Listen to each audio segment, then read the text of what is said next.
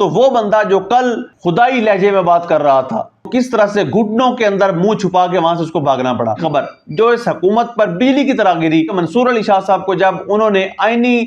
جو کمیٹی بننی تھی اس کا ہیڈ بنا دیا۔ ایک دلچسپ بات ہے، ہم انتظار میں تھے کہ محسن نقوی صاحب جو ہیں وہ ایکشن لیں گے، ان کی زندگی اجیرن کر دینے والا آدمی یہی محسن نقوی تھا۔ بسم اللہ الرحمن الرحیم، کچھ نئی اپڈیٹس اور ایک نئے ویلاگ کے ساتھ گلفام چودھری آپ کی خدمت میں حاضر ہے۔ فرسٹ آف آل ہم بات کریں گے جسٹس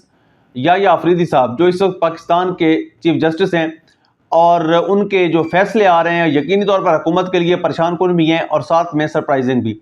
یعنی حکومت نے یہ فیصلہ کیا بند کمروں کے اندر کہ جب ہم تیسرے نمبر والے کو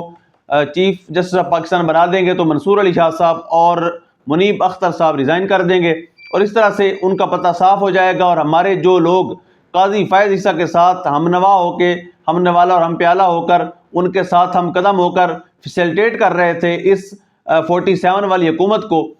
چونکہ ان کا موقع بن جائے گا اوپر آنے کا، اور اس طرح سے ان سے کام نکلوانا جو ہے وہ زیادہ آسان ہو جائے گا۔ لیکن ان کو اندازہ نہیں تھا کہ جو منصور علی شاہ صاحب ہیں یا منیب اختر صاحب ہیں وہ مضبوط اعصاب کے آدمی ہیں، انہوں نے اس چیز کا پریشر لیے بغیر جو جسٹس یحییٰ آفریدی صاحب ہیں ان کے ساتھ چلنے کا فیصلہ کیا۔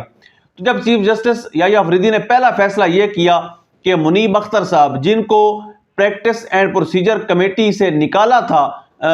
قاضی فائز عیسیٰ نے، اور اپنے یار کو، اپنے دوست کو، جسٹس امین الدین کو شامل کیا تھا، انہوں نے پہلے فیصلے میں ہی جسٹس امین الدین کو آؤٹ کر دیا اور منیب اختر صاحب کو ان کر دیا۔ تو یہ فیصلہ یقینی طور پر جو حکومت تھی ان کے لیے سرپرائزنگ تو تھا ہی، لیکن ان کے لیے پریشان کن بھی تھا، سرپرائز بھی تھا اور پریشان کن تھا کہ جس بندے کو ہم نے اسپیشلی 2 بندوں کو بائی پاس کر کے 3rd نمبر والے کو اٹھا کر ہم نے چیف جسٹس بنایا ہے، انہوں نے آتے ہی جو وہ 2 بندے جن کو ہم نے سکپ کیا تھا ان کو آ کر ان میں سے ایک کو کمیٹی میں شامل کر لیا۔ اور ساتھ ہی ساتھ دوسری خبر جو اس حکومت پر بجلی کی طرح گری وہ یہ تھی کہ منصور علی شاہ صاحب کو جب انہوں نے آئینی جو کمیٹی بننی تھی اس کا ہیڈ بنا دیا۔ تو اس طرح کے جو فیصلے تھے وہ حکومت کے لیے بڑے پریشان کن تھے۔ اور اب دیکھیں کہ سپریم کورٹ آف پاکستان کا سب سے بڑا ادارہ ہے، اس ادارے کے اندر بیٹھا ہوا چیف جسٹس اتنا طاقتور ہوتا ہے کہ اس کی یس میں پورے پاکستان کی یس ہوتی ہے، اس کی نو میں پورے پاکستان کی نو ہوتی ہے۔ یعنی اگر وہ چاہے تو کوئی بھی ادارہ،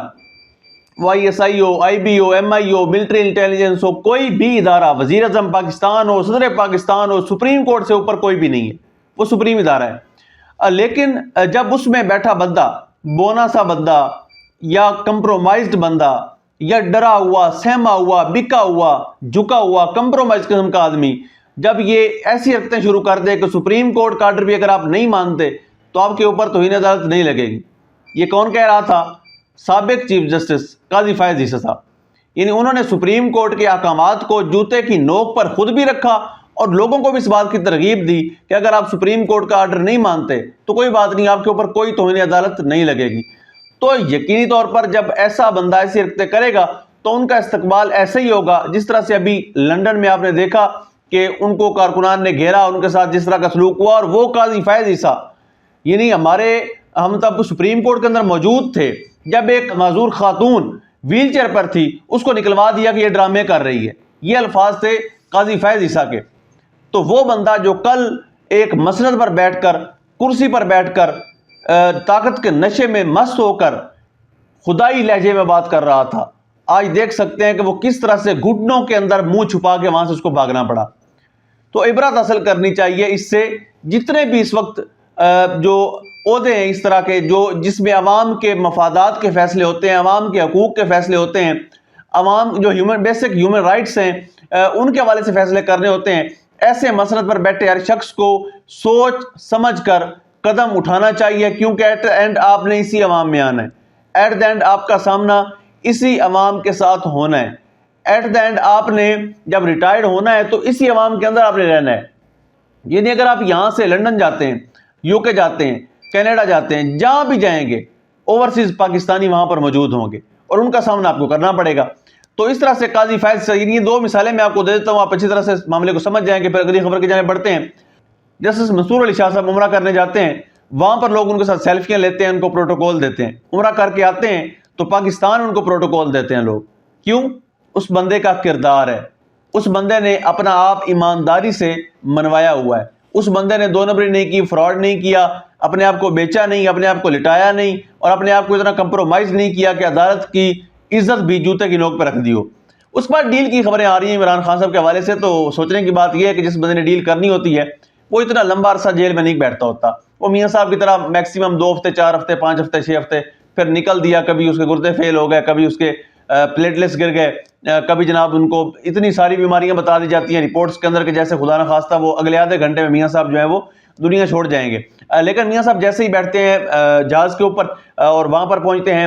لندن میں، تو وہ بالکل ٹھیک ہوتے ہیں، وہاں پیزا بھی کھاتے ہیں، برگر بھی کھاتے ہیں، شاورما بھی کھاتے ہیں، آؤٹنگ بھی کرتے ہیں، اور پورے یورپین کنٹریز کی فیملی سمیت وہ ٹور لگا کے بھی آتے ہیں۔ تو اس طرح کی بیماری خان صاحب کو نہیں ہوئی، نہ پلیٹلیٹس گرے ہیں، نہ ان کا بی پی ہائی ہوا ہے، نہ لو ہوا ہے، نہ ان کو بخار ہوا ہے، نہ ان کو زکام ہوا ہے، نہ ان کو یعنی ایسی کوئی بھی بیماری نہیں ہوئی جس کی وجہ سے ان کو میڈیکل چیک اپ کے لیے کوئی باہر سے بورڈ بنوانا پڑتا یا باہر کا بورڈ بلوانا پڑتا۔ ان کے جو ذاتی معالج ہیں ڈاکٹر عاصم، ان کو بھی نہیں ملنے دیا گیا تھا جب ملاقاتوں پر پابندی تھی، اور جس طرح سے ان کو ان کی شکایات آئیں کھانے کے حوالے سے، جس طرح کی چیزیں ان کو ملا کر دی گئی، اور جس طرح سے خان صاحب کی طبیعت خراب ہوئی، الٹیاں ہوئیں اور وہ سارے معاملات ہوئے، اس کے باوجود بھی اس بندے نے یہ کہا کہ میں اندر مر جاؤں گا لیکن کسی کے ساتھ ڈیل نہیں کروں گا۔ تو یہ ڈیل کی خبریں آپ دیکھ سکتے ہیں، جو بوگس مقدمات تھے، فارغ سے مقدمات تھے،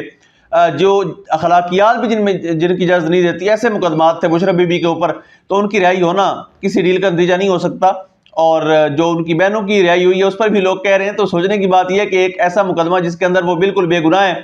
اور دونوں بہنیں احتجاج کے لیے پہنچی ہیں، عمران خان صاحب کی رہائی کے لیے احتجاج ہے، مینڈیٹ چوری کے حوالے سے جو ان کے خلاف احتجاج ہے، جو بے آئینی ترمیم ہوئی اس کے حوالے سے احتجاج تھا، اور دونوں بہنیں الگ الگ کھڑی ہوئی تھی، لیکن دونوں کو گرفتار کیا گیا۔ ان کے اوپر بارودی مواد کا الزام لگایا گیا کہ ان کے پاس بارودی مواد تھا اور انہوں نے جا کر عوام کو دینا تھا، اور عوام نے خدا نخواستہ پتہ نہیں کہاں حملہ کرنا تھا۔ تو اس طرح کی چیزیں جو ہیں وہ بالکل فضول سی ہوتی ہیں، اور اگر ڈیل کرنی ہوتی خان صاحب نے تو ان کے لیے کچھ بعید نہیں تھا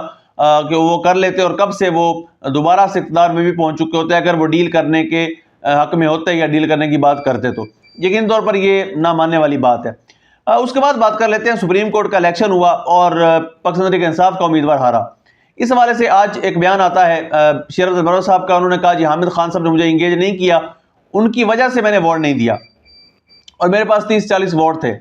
اب سوچنے کی بات یہ ہے کہ حامد خان صاحب یعنی اس بیان کو لے کر پاکستان تحریک انصاف کے کچھ دوست یہ تو اعتراض کریں گے کہ جی مروت صاحب نے کیوں ووٹ نہیں دیا، مروت صاحب نے کیوں ایسا کیا، مروت صاحب جو مروت صاحب ہیں وہی قصوروار ہے، حامد خان بے قصور ہے۔ تو بالکل یہ غلط ہوگا۔ اگر حامد خان صاحب کو یہ ذمہ داری دی گئی تھی، اور اگر وہ پینل کے سربراہ چونکہ ہیں اور ایک موسٹ سینئر وکیل بھی ہیں، قانون دان ہیں، اور انہوں نے جب کمپین کرنی تھی تو ان کو ذاتی ناراضگیاں، ذاتی رنجشیں، ذاتی معاملات کو ایک طرف سائڈ پہ رکھ کر شیر افضل مروت سمیت سب کے ساتھ بیٹھنا چاہیے تھا، سب سے بات کرنی چاہیے تھی، سب سے ووٹ مانگنا چاہیے تھا۔ تو پاکستان تحریک انصاف کے ہمارے وہ دوست جو مروت صاحب کو قصوروار سمجھتے ہیں اور حامد خان صاحب کو بے قصور سمجھتے ہیں وہ بڑے بھولے ہیں، ایسا نہیں ہونا چاہیے۔ حامد خان صاحب کو چاہیے تھا وہ انگیج کرتے، اپنی تمام تر رنجشیں، اپنے ذاتی جو بھی ان کے معاملات تھے وہ ایک طرف رکھ کر پاکستان تحریک انصاف کے امیدوار کی کمپین کی جاتی، مروت صاحب تک پہنچتے اور مروت صاحب جو ہیں اس پر ووٹ کرتے۔ اس کو مریم نواز صاحبہ کے خلاف ایک مقدمہ درج ہوا ہے کہ خیبر پختونخوا کے اندر، آپ کو یاد ہوگا کہ ماضی میں انہوں نے عمران خان صاحب کے اوپر اس طرح کے الزامات لگائے تھے اور فتنہ کہہ کر مخاطب کرتی ہیں، اور بالکل اس چیز کی پرواہ کیے بغیر کہ ایک بندے کی جان کو خطرہ ہے، ایک بندے پر پہلے بھی قاتلانہ حملہ ہو چکا ہے، اور قاتلانہ حملے ہونے سے پہلے یہ ماحول بنایا گیا تھا اور فتنہ قرار دیا گیا تھا، اور نہ جانے کون کون سے مذہبی توہین مذہب کے بھی الزام لگوائے گئے تھے، اور اس طرح کی کافی ساری چیزیں کی گئی تھیں۔ تو ایک دوبارہ سے انہوں نے ایک تقریر کی اور یہی بات دوبارہ کی کہ فتنہ ختم کر دیا جائے گا۔ تو اس حوالے سے پاکستان تحریک انصاف کے وکیل ہیں، انہوں نے درخواست دائر کی ہے ان کے خلاف مقدمہ درج کروانے کی، اور مقدمہ درج ہو گیا ہے۔ لیکن ایف آئی آر کے اندر ایک دلچسپ بات ہے، ہم انتظار میں تھے کہ محسن نقوی صاحب جو ہیں وہ ایکشن لیں گے اور اس بات کا جو ہے نا وہ نوٹس لیں گے۔ تو سوچنے کی بات ہے جناب، پنجاب میں نگران سیٹ اپ کے اندر پاکستان تحریک انصاف کے اوپر، لاہوریوں کے اوپر اور بالخصوص اہلیان پنجاب کے اوپر تشدد کرنے والا آدمی، ٹارچر کروانے والا آدمی، ان کی زندگی اجیرن کر دینے والا آدمی یہی محسن نقوی تھا۔ تو یاد رہے یہ وہی محسن نقوی ہے جو نگران وزیر اعلیٰ تھا اور ابھی وزیر داخلہ ہے۔ اللہ پاک وطن عزیز کا حامی و ناصر ہو۔ پاکستان زندہ باد۔